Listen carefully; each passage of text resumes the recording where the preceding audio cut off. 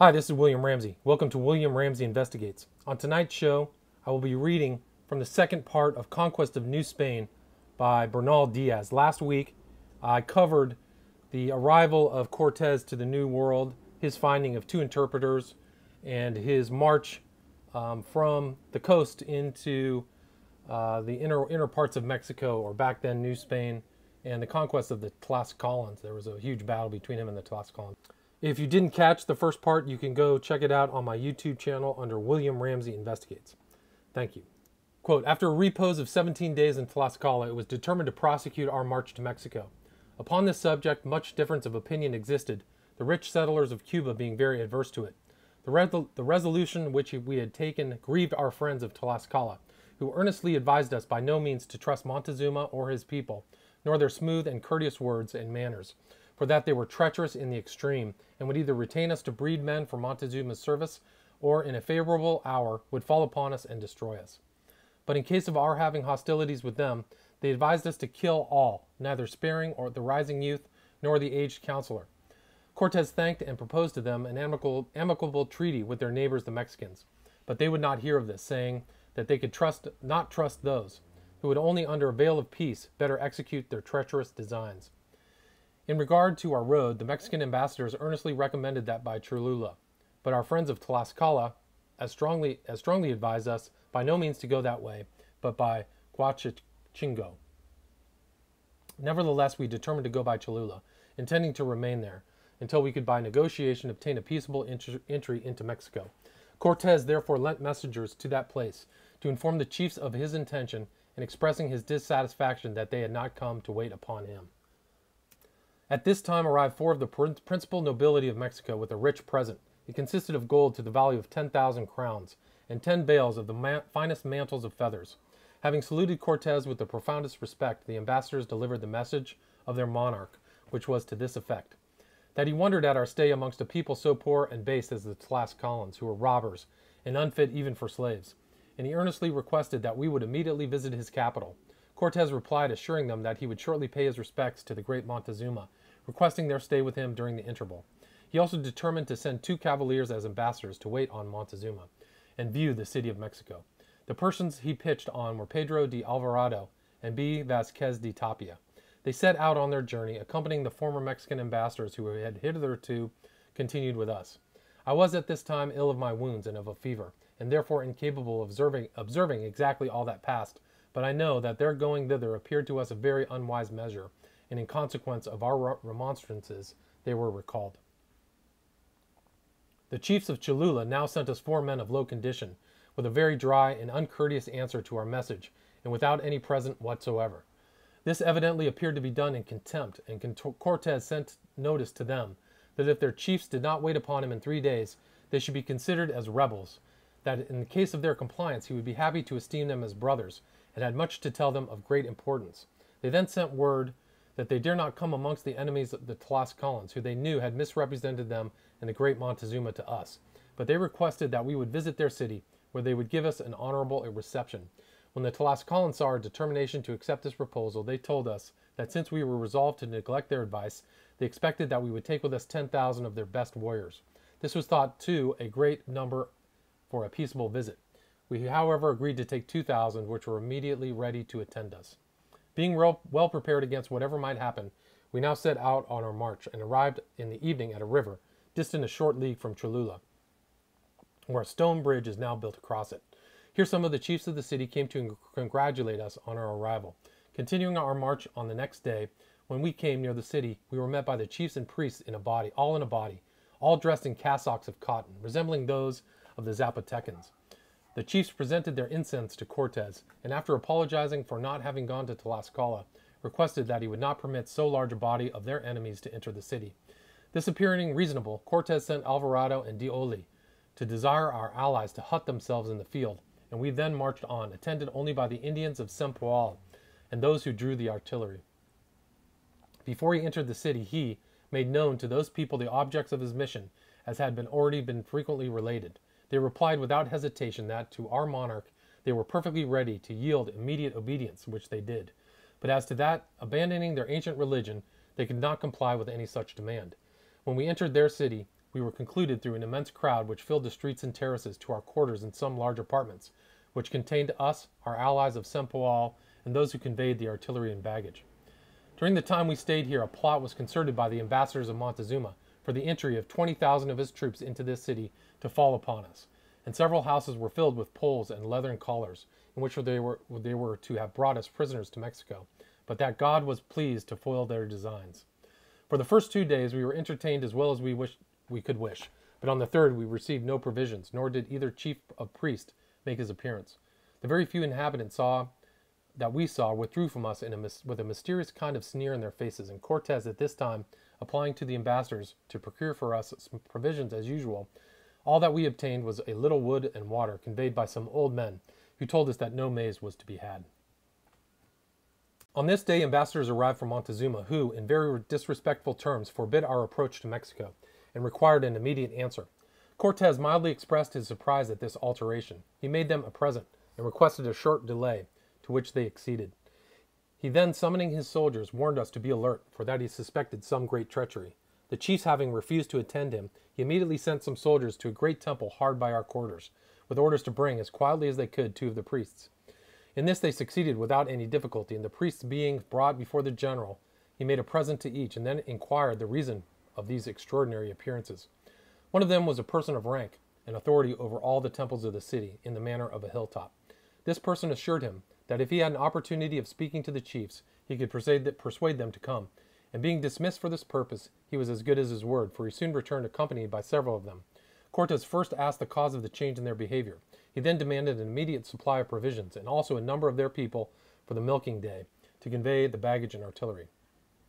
The chiefs appeared confounded, but at length promised to send in provisions, though they said he had not been forbidden by Montezuma, that he was not satisfied we should go any farther. Just at this time, 3 of our friends from Sempoal called out to the general, and informed him that they had discovered hard by our quarters pitfalls covered with wood and earth, and that clearing away the earth and looking into them, they had found it set with sharp stakes, that the terraces of all the houses were filled with stones and parapeted with sods, and they had seen a barricade of strong timber in one of the streets. At this instant arrived also 8 Tlaxcalans from their army which was lying in the old. They warned Cortez against the intended attack, for it had come to their knowledge that the people of the place had, on the preceding night, sacrificed to their war god 7 victims, 5 of whom were children, and they had also observed that they were withdrawing their women, children, and effects from the place. Hereupon Cortez sent orders to the Tlaxcalans to hold themselves in readiness, and rejoining the chiefs and priests of the town, he desired them to be under no apprehension, but warned them not to deviate from their obedience on pain of instant punishment. He then demanded of them 2,000 of their warriors to accompany him on his march the ensuing day. This they readily promised, thinking that it would tend to facilitate their projects. They therefore took their leave very well contented, and sent notice of our intentions to all those concerned with them. Cortez then sent Donna Marina to bring back the 2 priests with whom he had spoken to. In this she succeeded, and Cortez obtained from them the following intelligence. They told him that Montezuma, on our approach to Mexico, had become very unsettled in his mind, sometimes ordering that we should be received with honor, at other times that we should be not permitted to pass, and that having lately consulted his gods, they had declared that here in Cholula we were all to be put to death, or made prisoners, for which purpose he had sent 20,000 of his troops, 1/2 of which number was in the city, and the other concealed half a league from it. That the plan of their attack was settled, and that 20 of us were allotted to be sacrificed to the gods of Cholula. Cortez rewarded them handsomely, and joining strict secrecy, desired them to bring to him all the chiefs that at the time he appointed. He then summoned a council of the ablest and wisest soldiers of his army, some of whom were returning immediately, and others proposed various measures, but at length all agreed in the necessity of severely punishing this treachery as an example to other people. It was therefore determined that we should carry on the appearance of our intended march, preparing our baggage and concealing our other measures, that within the high walls of the courts where we were quartered, punishment should be inflicted upon the Cholulans. With the ambassadors of Montezuma, it was thought it was most prudent to dissemble. We therefore told them of our having discovered the treason of the people who had aspersed Montezuma, being the author of it, and we proposed to them that they have no more intercourse with the inhabitants, but to retire to the apartment of Cortez. They solemnly declared their ignorance of the transaction, and contrary to their inclination, we now put them under a good guard for the night, during which our whole force remained under arms. On this night, the wife of a cacique, an old woman who was acquainted with the plot, came secretly to Donna Marina whose appearance had attracted her regard, and invited her to her own house as a place of security from the danger which was ready to overwhelm us, making at the same time a proposal to her to accept as a husband her son, the brother of a boy who accompanied her.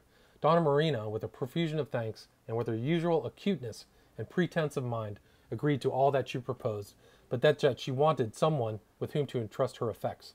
She then obtained information of every particular of the business, all of which the old woman informed her she had learned from her husband, who was chief of one of the divisions of the city, was then with his warriors giving directions for their junction with the Mexican forces. She added that she had known it 3 days before in consequence of presents which had been sent from Mexico to the different chiefs, her husband having received at that time a golden drum. Donna Marina, desiring this woman and her son to remain where they were and take care of her effects, hastened to Cortez and informed him of all that had happened, and that the person from whom she had the information was in her apartment, the consequence of which Cortez immediately sent for her, and the woman, on being brought into his presence, confirmed all that she had said to Donna Marina, which exactly agreed with the other information he had received. When day broke, the hurry of the chiefs, priests, and people, and the satisfaction with which appeared in their countenances, were as great as if they had already had us in their cages. They brought many more of their warriors to attend to us than we had required, insomuch that the courts which remain at this day as a memorial of the event, large as they were, could not contain them. We were all prepared for what was to be done. The soldiers, armed with sword and buckler, were placed at the gate of the great court in order to prevent any one from escaping, and our general was on horseback, attended by a strong guard. When he saw how the people crowded in, he exclaimed, "How anxious are these traitors to feast upon our flesh, but God will disappoint them." He sent directions to the 2 priests who had given the information to go immediately to their houses, and this he did in order to save their lives.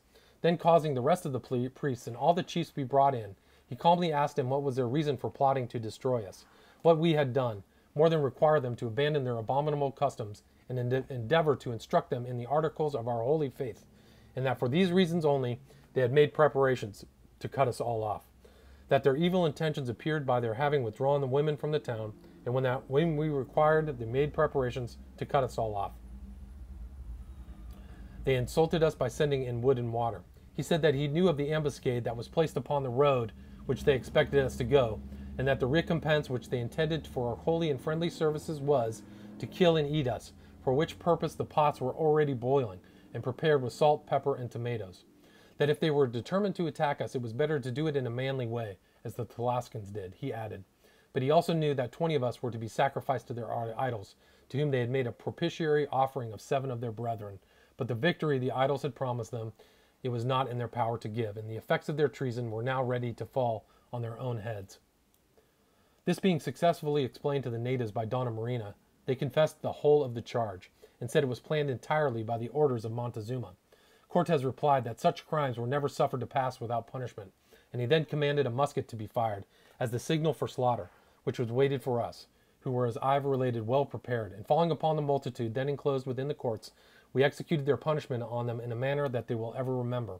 For a number of them were killed by us instantly, and many afterwards burned alive, very contrary to the expectations they had formed from the promises of their gods. About 6,000 Cholulans were put to death on this occasion. Within 2 hours, our allies, the Tlascalans, arrived and made a desperate slaughter of them in the streets. And as soon as the Cholulans had ceased to make resistance, the former ravaged the city, plundering and making them slaves without our having it in our power to prevent them. And on the day after, when the intelligence had reached Tlaxcala, fresh hordes crowded hither for the same purpose. It was now absolutely necessary to restrain them all at all risks. Cortez therefore ordered the chiefs to withdraw their troops, which they immediately did. And soon after, some priests and chieftains who presided over other parts of the town, which they allegedly not have been engaged in the conspiracy, waited on us and requested a remission of punishment. The 2 priests formerly mentioned, the old woman who was so anxious to be the mother-in-law of Donna Marina, came also and petitioned to the same effect. Cortez appeared greatly enraged, and calling for the Mexican ambassadors, declared in their presence that if he did not destroy the whole city as it deserved, it was out of respect to the great Montezuma, whose vassals the inhabitants were, but for his sake he pardoned them. He then commanded the Tlascalans to deliver up those whom they had made prisoners. This, however unwillingly, they in a great measure complied with, many persons being set at liberty, but after all they retained a good booty of gold, mantles, cotton, salt, and slaves. An amnesty for the past being proclaimed, and Cortez having been reconciled, the Talascans and the Cholulans. The latter suggested they were apprehensive our general would appoint their new chief, the former one having been put to death. After this attempted treachery by Montezuma, the army under Cortez head towards the capital of Mexico. Early in the morning, when we were on the point of marching, a sentinel came to inform us that a great number of Mexicans, richly dressed, were upon the road. Cortez therefore ordered us to return to our quarters, and at that instant 4 of the principal courtiers of Mexico arrived, and awaiting on Cortez with great respect informed him that Cacamatzin, lord of Tezcuco, the nephew of the great Montezuma, was approaching, and requested that we would wait to receive him.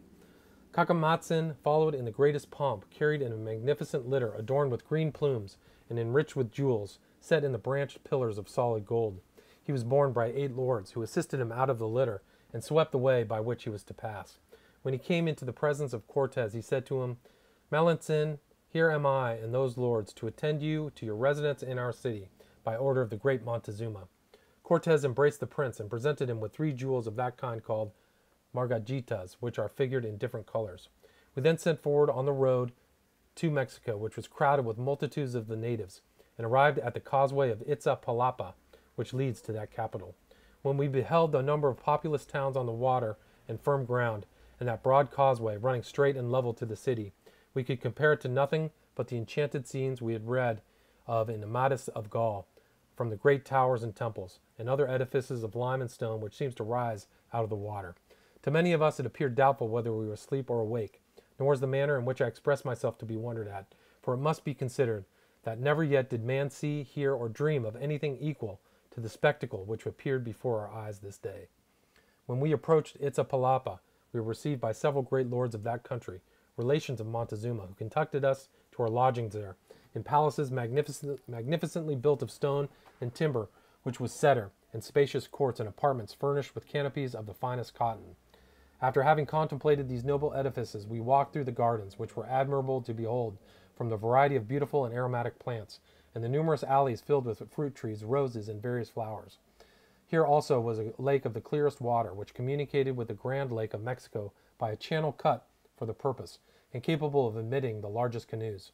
The whole was ornamented with works of art, painted and admirably plastered and whitened, and it was rendered more delightful by numbers of beautiful birds. When I beheld the scenes that were around me, I thought within myself that this was the garden of the world. This place was at the time of which I am speaking, with 1/2 of the houses in the water, and the other half on dry land. But all is destroyed, and that which was a lake is now a tract of fields of Indian corn, so entirely altered that the natives themselves could hardly know it. Mexico, November 8th, 1519. On the next day we set out, accompanied as on the former one, and proceeded by the Grand Causeway, which is 8 yards wide, and runs in a straight line to the city of Mexico.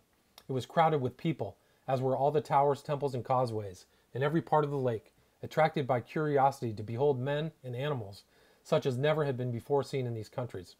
We were occupied by very different thoughts. Our number did not amount to 450.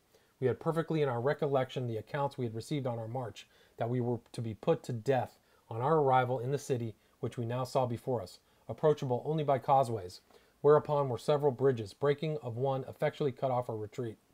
And now let who can tell me where are men in this world to be found except ourselves, who would have hazarded such an attempt. When we arrived at a place where a small causeway turns off, which goes to the city of Coyoacan, we were met by a great number of the lords of the court in their richest dresses, sent as they laid before the great Montezuma to bid us welcome. After waiting there some time, the nephew of Montezuma and other noblemen went back to meet their monarch, who approached, carried in the most magnificent litter, which was supported by his principal nobility. When we came near certain towers which are almost close to the city, Montezuma, who was then there, quitted his litter, and was borne in the arms of the princes of Tezcuco, Iztapalapa, Tacuba, and Cuyoacan, under a canopy of the richest materials, ornamented with green feathers, gold, and precious bones that hung in the manner of a fringe. He was most richly dressed and adorned, and wore buskins of pure gold ornamented with jewels. The princes who supported him were dressed in rich habits, different from those in which they came to meet us, and others who preceded the monarch spread mantles on the ground lest his feet should touch it. All who attended him, except 4 princes, kept their eyes fixed upon the earth, not daring to look him in the face. When Cortez met the great Montezuma, he dismounted from his horse and advanced towards him with much respect. Montezuma bid him welcome, and Cortez replied with a compliment, and it appeared to me that he offered to yield the right hand of Montezuma, who declined it, and put Cortez on his right. Our general then produced a collar of those artificial jewels called margaritas, which are of various colors set in gold, and threw it upon the neck of Montezuma, after which he advanced to embrace him. But the lords who surrounded the monarch, taking him by the arm, prevented him, it appearing to them not sufficiently respectful. Cortez then said that he rejoiced in having seen so great a monarch, that he was highly honored by his coming out to meet him, as well as by the many other marks of his favor. To this Montezuma made a gracious reply, and gave orders to the princes of Tezcatlipoca, Coco, and Coyoacan to attend us to our quarters. Attended by his nobility, we then returned to the city, all the people standing close to the walls, without daring to lift up their eyes, and thus we piled, without obstruction from the crowd. Who could count the multitude of men, women, and children which thronged the streets, canals, and terraces, and tops of the houses on that day? The whole of what I saw on this occasion is so strongly imprinted upon my memory that it appears to me if it had happened only yesterday. Glory to our Lord Jesus Christ, who gave us courage to venture upon such dangers, and brought us safely through them. And praise be He, that He has suffered me to live, to write this my true history, although not fully and satisfactorily as the subject deserves. Our lodgings were provided in the buildings which had been inhabited by the father of Montezuma. Here the monarch had the temples of his gods, and a secret treasure of gold and valuables, which he had derived from his father Axayacca. We were lodged here because, being considered as tules, they thought we were in our proper place among the idols. Be it how it may, however, that here they brought us to lodge in large apartments, a real platform being assigned for our general, and mats for each of us, with little canopies over them, such as are used in that country. The whole of this palace was very light, airy, clean, and pleasant, the entry being through a great court. Montezuma here led Cortez by the hand to the apartment destined for him, and taking a large collar of gold, placed it around the general's neck. Cortez declared his gratitude for these favors, and Montezuma said, "Melanson, here you and your friends are at home. Now repose yourselves." With these words he departed. We were allotted to our quarters by companies. Our artillery was posted in a convenient place, and all was arranged in such a manner as to be prepared for any contingency. A very sumptuous entertainment was provided for us, which we sat down to be with great satisfaction. And here ends the true and full account of our adventurous and magnanimous entry into Mexico on the 8th day of November in the year of our Lord 1519. Glory be to Jesus Christ for all. When the great Montezuma had made his repast, and understood that we had done the same, attended by a great body of his nobility, he came to our apartments.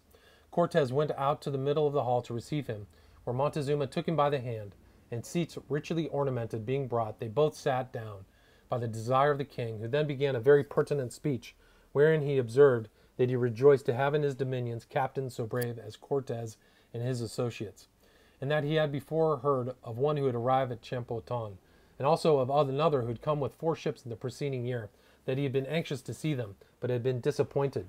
Now, however, that we were arrived, he was happy to offer us all the favor he had in his power to bestow, for we were undoubtedly those who had been mentioned by his ancestors, who had predicted that there would come certain men from that part where the sun rises, to govern these countries.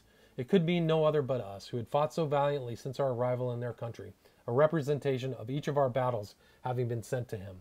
Cortez replied that he and all of us could never repay the great favors we every day received from his hands, that we certainly were those of whom it had been prophesied, and that we were vassals of a potent monarch named Don Carlos, who had many great princes subject to him, and sent us, hearing of the fame and grandeur of King Montezuma, to request his name, that the great Montezuma and his subjects would embrace the holy Christian faith, which is the faith possessed by our monarch, by doing which he would preserve the souls of him, his family, and his subjects, and that he should in good time be informed of more particulars, such as that we worship the only true God, with many other things highly edifying to the hearers.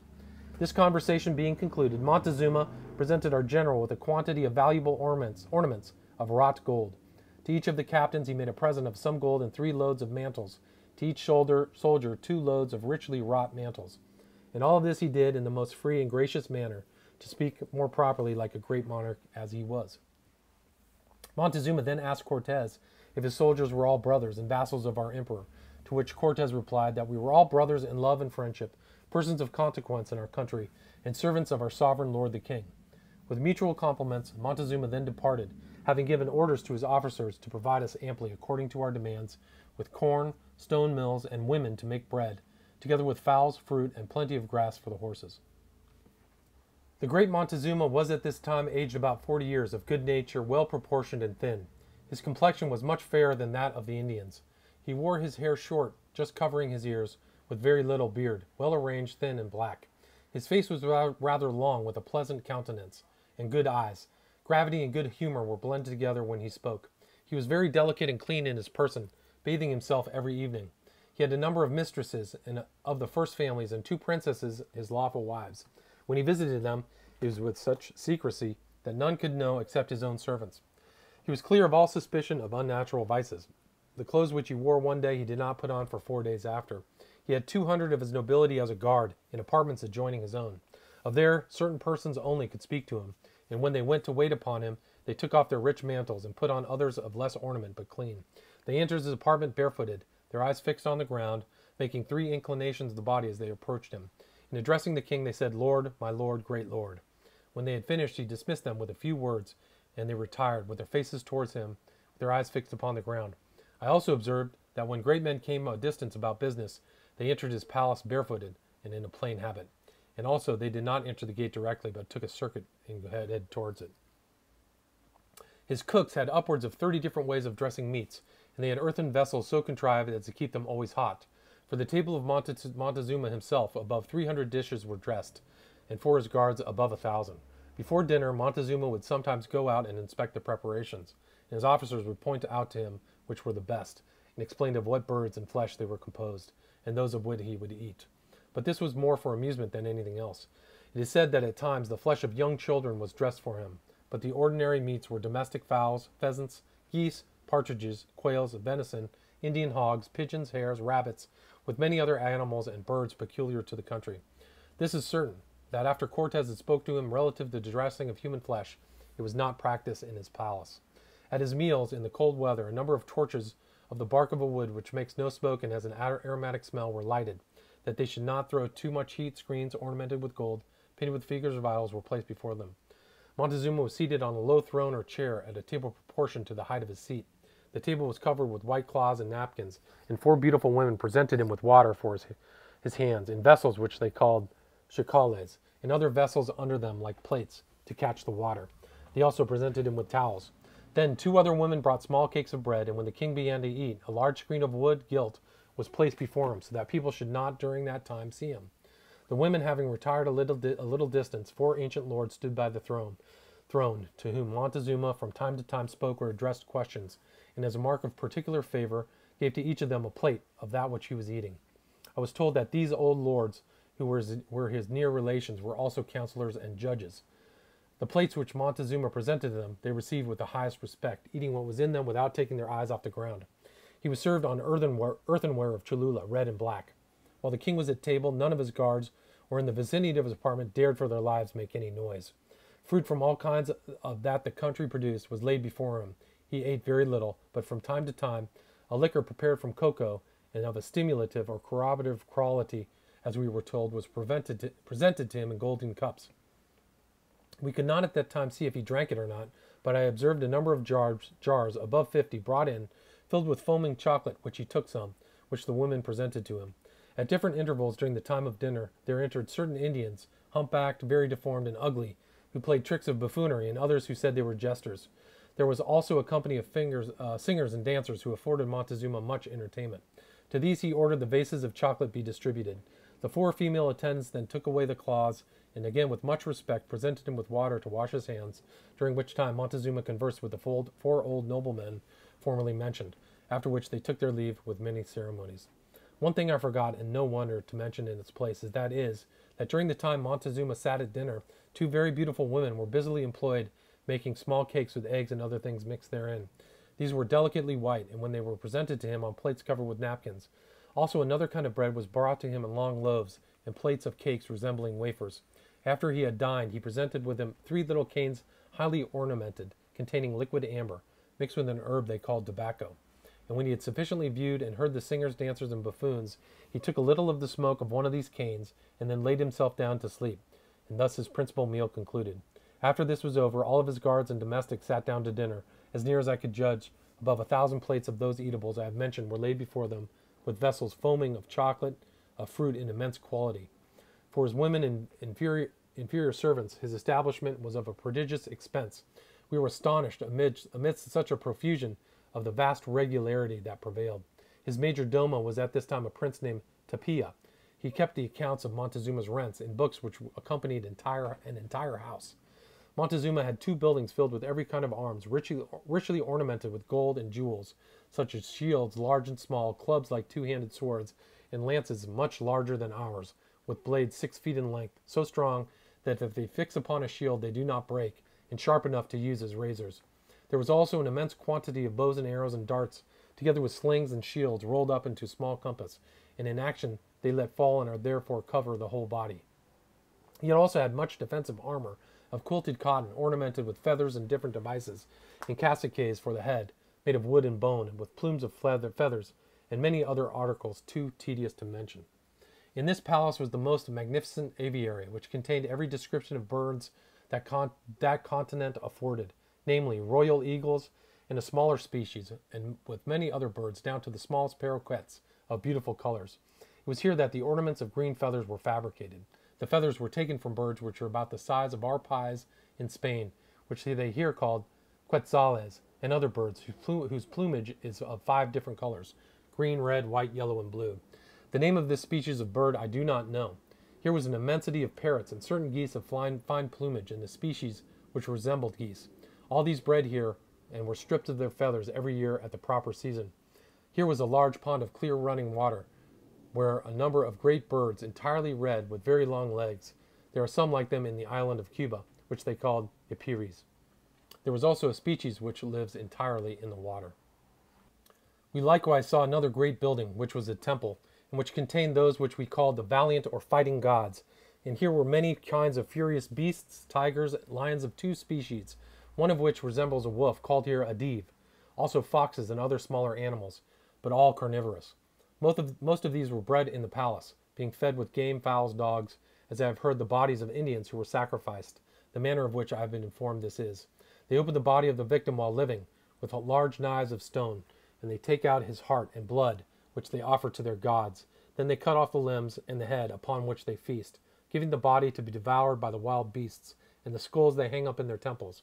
In this accursed place were many vipers and poisonous serpents, which have in their tails somewhat the sounds of castanets. These are the most dangerous of all, and were kept in vessels filled with feathers, where they reared their young, and were fed with the flesh of human beings and dogs. And I have been allured that after our expulsion from Mexico, all these animals lived for many days upon the bodies of our comrades who were killed on that occasion. These beasts and horrid reptiles were retained to keep company with their infernal gods, and when these animals yelled and hissed, the palace seemed like hell itself. The place where the artist principally resided was named Escapuzalco, and was at the distance about a league from the city. Here were the shops and manufactories of all their gold and silversmiths, whose works in these metals and in jewelry, when they were brought to Spain, surprised our ablest artists. Their painters we may also judge of by what we now see, for there are 3 Indians in Mexico who are named Marcos de Aquino, Juan de la Cruz, and Crespilo, who, if they had lived with the Apelles in ancient times, were compared with Michelangelo or Borgante in modern times, and would not be held inferior to them. When we had been 4 days in Mexico, Cortes wished to take a view of the city, and in consequence went to request the permission of His Majesty. Accordingly, Aguilar, Donna Marina, and a little page of our generals called Orteguilla had already understood something of the language, went to the palace for that purpose. Montezuma was pleased immediately to accede, but being apprehensive that we might offer some insult to his temple, he determined to go thither in person, which he did accordingly, in same form and with the same retinue as when he first came out to meet us, but that he was on this occasion preceded by 2 lords bearing scepters in their hands, which they carried on high, as the signal of the king's approach. Montezuma in his litter, with a small rod in his hand, one half of which was gold, the other half wood, which he bore elevated like a rod of justice, for such it was, approached the temple, and there quitted his litter and mounted the steps, attended by a number of priests, offering incense with many ceremonies to his war gods. Cortes, at the head of his cavalry, and the principal part of our soldiers under arms, marched to the grand square, attended by many noblemen of the court. When we arrived there, we were astonished at the crowds of people and the regularity which prevailed, as well as the vast quantities of merchandise which those who attended us were assiduous in pointing out. Each kind had its particular place, which was distinguished by a sign. The articles consisted of gold, silver, jewels, feathers, mantles, chocolate, skins dressed and undressed, sandals, and other manufactures of the roots and fibers of neckwen, and great numbers of male and female slaves, some of which were fastened by the neck in collars to long poles. The meat market was stocked with fowl, game, and dogs. Vegetables, fruits, articles of food, ready dressed, salt, bread, honey, and sweet pastry and made in various ways were also sold there. Other places in the square were appointed to the sake of earthenware, where wooden household furniture stuck tables, benches, firewood, paper, sweet canes filled with tobacco, mixed with liquid amber, copper axes and working tools, and wooden vessels highly painted. Numbers of women sold fish and little loaves made of a certain mud which they find in the lake, which resembles cheese. The makers of stone blades were busily employed shaping them out of rough material, and the merchants who dealt in gold had the metal in grains as it came from the mines, in transparent tubes so that they could be reckoned, and the gold was valued at many mantles, or so many ziquipils of cocoa, according to the size of the quills. The entire square was enclosed in piazzas, under which great quantities of grain were stored, and were also shops of various kinds of goods. I must apologize for adding that boatloads of human waste were on the borders of the adjoining canals for the purpose of tanning leather, which they said could not be done without it. Some may laugh at this, but I assert the fact as I've stated, and moreover, upon all the public roads, places for passengers to resort to were built of canes thatched with straw or grass, in order to collect this material. From the square we proceeded to the great temple, but before we entered it we made a circuit through a number of large courts, the smallest of which appeared to me to contain more ground than the great square in Salamanca, with double enclosures built of lime and stone, and the courts paved with a large white cut stone, very clean, or where not paved, they were plastered and polished. When we approached the gate of the great temple, to the flat summit of which the ascent was by 114 steps, and before we had mounted one of them, Montezuma sent down to us 6 priests and 2 of his noblemen to carry Cortes up, as they had done their sovereign, which he politely declined. When we ascended to the summit of the temple, we observed on the platform as we passed the large stones upon which were placed the victims who were to be sacrificed. Here was a great figure which resembled a dragon, and much blood, fresh spilt. Montezuma came out from an auditory in which his accursed idols were placed, and attended by 2 priests, and addressing himself to Cortes, expressed his apprehensions that he was fatigued, to which Cortes replied that fatigue was unknown to us. Montezuma then took him by the hand and pointed out to him the different parts of the city and its vicinity, all of which were commanded from that place. Here we had a clear prospect of the 3 causeways by which Mexico communicated with the land, and of the aqueduct of the Chapultepec, which was supplied the city with the finest water. We were struck by the numbers of canoes passing to and from the mainland, loaded with provisions and merchandise, and we could now perceive in this great city that all others of that neighborhood which were built on the water, the houses stood separate from each other, communicating only by small drawbridges and by boats, and they were built with terraced tops. We observed also the temples and adoratories of the adjacent cities, built in the form of towers and fortresses, and others on the causeway, all whitewashed and wonderfully brilliant. The noise and bustle of the marketplace below us could be heard almost a league off, and those who had been at Rome and Constantinople said that for convenience, regularity, and population they had never seen the like. Cortes, then addressing himself to Montezuma, requested that he would do him the favor to show us his gods. Montezuma, having first consulted his priests, led us into a tower where there was a kind of a saloon. Here there were 2 altars highly adorned, with richly wrought timbers on the roof, and over the altars gigantic figures resembling very fat men. The one on the right was Huitzilopochtli, their war god, with a great face and terrible eyes. This figure was entirely covered with golden jewels, and his body bound with golden serpents. In his right hand he held a bow, in his left a bundle of arrows. The little idol which stood by him represented his page, and bore a lance and target richly ornamented with gold and jewels. The great idol had round his neck the figures of human heads and hearts, made of pure gold and silver, ornamented with precious stones of a blue color. Before the idol was a pan of incense, with 3 hearts of human victims, which they were then burning, mixed with copal. The whole of that apartment, both the walls and the floor, was stained with human blood in such quantity as to give a very offensive smell. On the left was another great figure, with a countenance like a bear, and great shining eyes, of the polished substance whereof their mirrors are made. The body of this idol was also covered with jewels. These 2 deities, it was said, were brothers. The name of this last was Tezcatlipoca, and he was the god of the infernal regions. He presided, according to their notions, over the souls of men. His body was covered with figures representing little devils with tails of serpents, and the walls and pavement of this temple were so besmeared with blood that they stunk worse than all the slaughterhouses of Castile. An offering lay before him of 5 human hearts, In the summit of the temple, in a recess the timber of which was the most highly ornamented, we saw a figure half human and half resembling an alligator, inlaid with jewels and partially covered with a mantle. This idol was said to contain the germ, the origin of all created things, and was the god of the harvest and fruits. The walls and altars were bestained like the rest, and so offensive that we thought we could never get out soon enough. In this place they had a drum of the most enormous size, the head of which was made of the skins of large serpents. The instrument, when struck, resounded with a noise that could be heard to the distance of 2 leagues, and so doleful was it that it deserved to be named the music of the infernal regions. And with their horrible sounding horns and trumpets, their great knives for sacrifice, their human victims, and their blood besprinkled altars, I devoted them in all their wickedness to God's vengeance, and thought the time would never arrive that I should escape from this scene of human butchery, horrible smells, and more detestable sights. Cortez, half in jest, addressing himself to Montezuma, expressed his wonders so wise a prince could worship so absurd and wicked powers, and proposed to him to place on the summit of that tower a cross, and in those adoratories the image of the Holy Virgin, and he assured him that he would then be soon convinced of the vanity and deception of his idols. Montezuma shooed off marks of displeasure at these expressions, saying that he would not have admitted us to the temple had he thought that we would have insulted their gods, who were kind to them, who gave them health and seasonable rains, good harvests, fine weather, victories, and whatever else they desired, and whom they were in duty and in gratitude bound to worship. Cortez dropped the discourse, observing that it was time for us to go, and Montezuma, assenting, said it was necessary for him to remain to expiate by sacrifice the sin which he had committed in admitting us there. Cortez then took leave, and thus we concluded our visit to the great temple of Mexico, descending the steps with much pain to our invalids suffering by the disease ascribed to Hispaniola. Bernal Diaz continues, quote, I will now proceed to relate other matters in which, if I am not so correct as I ought to be, let it be remembered that my situation was that of a soldier who is obliged to be more attentive to the orders of his officer than to the objects of curiosity around him. The ground whereupon this temple stood was as much as 6 of the largest buildings of this country occupy.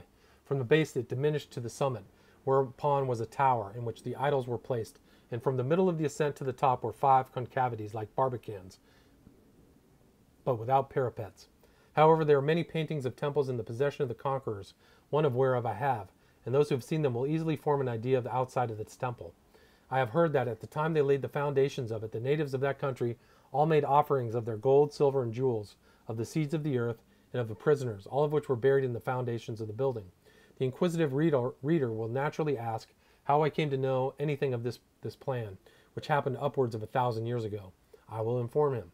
When we got possession of this great city, and that it was to be built upon a new plan, it was determined to place the church of St. Iago on the ground where this temple stood, and in sinking the foundations we found great quantities of gold, silver, and other valuables, and a Mexican who obtained part of the same ground discovered more treasure, about which there was a lawsuit in support of His Majesty's right, the result of which I am ignorant of. The account was also confirmed by Guatemotzin, who was then alive, and who said that the transaction was recorded in their ancient historical paintings. The church which now stands here is called St. Iago y Tlatuelco. This temple, I have before observed, was surrounded by courts as large as the square of Salamanca, inside of a double enclosure of lime and stone. At a little distance from it stood a tower, a true hell or habitation for demons, with a mouth resembling that of an enormous monster, wide open and ready as it were to devour those who entered.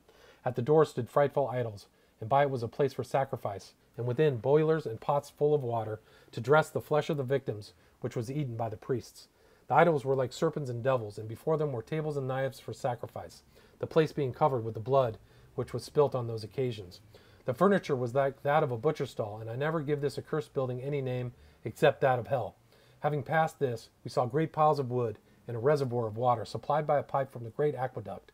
And crossing a court, we came to another temple, wherein were the tombs of Mexican nobility. It was begrimed with soot and blood. Next to this was another full of skeletons and piles of bones, each kept apart, but regularly arranged. In each temple were idols, and in each had its also particular priests, who wore long vestments of black, somewhat between the dress of the Dominicans and our canons. Their long hair was clotted together, and their ears lacerated in honor of their gods. At a certain distance from the buildings of which I had last spoken were others, the idols of which were, as they lay, the advocates or superintendent deities of human marriages, and all round the great court were many houses, which were not very lofty, and wherein resided the priests, and others who had charge of the idols. Here was also a great reservoir of water, supplied with pipes exclusively for the service of the two idols, Huitzilopochtli and Tenochtitlan, and hard by a large building were a number of young Mexican women who resided there as in a nunnery until they were married. They worshipped two female deities who presided over marriages, and to them they offered sacrifices in order to obtain good husbands. I have been thus diffuse in my description of the great temple, because it was the most considerable in that city, amongst the many sumptuous buildings of that kind which it contained. The temple of Cholula, however, was higher than this, having 120 steps. It was also held in great veneration and was built upon a plan different from that of Mexico. The temple at Texcoco was very large, having 117 steps. All of these were different structures, but agreed in having a number of outer courts and a double enclosure. One ridiculous circumstance is that in each province had their own particular gods who were supposed to have no concern of any other, so that the idols were innumerable in this country. Having fatigued ourselves with the examination of these scenes, so new to us, we retired to our quarters. Cortez, perceiving how adverse the king was to the conversion of his temple into a Christian church, applied to one of the principal officers of his palace for materials to construct a chapel and altar within our quarters. His desire being made known to Montezuma, it was instantly complied with, and timber and workmen being provided, in 3 days we had it completed. Here we said Mass every day. We had, however, to lament the total want of wine for the Holy Sacrament, it having been all used in the illness of Cortez, the Reverend Father, and others during the wars in Tlaxcala. However, we were constant in our devotions, as well on account of our duty as in order to impress a proper ideal of our holy religion on the minds of Montezuma and the natives. Being employed in looking out for a proper place to fix the Holy Cross, one of our carpenters observed an appearance on the wall as if a door had been there and lately closed up. When this was made known to Cortez, it was privately opened, and upon entering the apartment they found riches without end. The secret soon transpired, and we went, all of us, to view them. I was then a young man, and I thought that if all the treasures of the earth had been brought into one place, they could not have amounted to so much. It was agreed again to close up the door, and we had determined to conceal the knowledge of it until the proper time should offer. All right, that was part 2 of the True History of the Conquest of Mexico by Bernal, Diaz de Castillo. It was published sometime in the early 16th century. This sequence, or these scenes, took place in 1519 in the city of what was formerly the Aztec Empire. So it looks like I'll have to do a part 3, which will probably conclude it, but thanks for listening. Have a good night.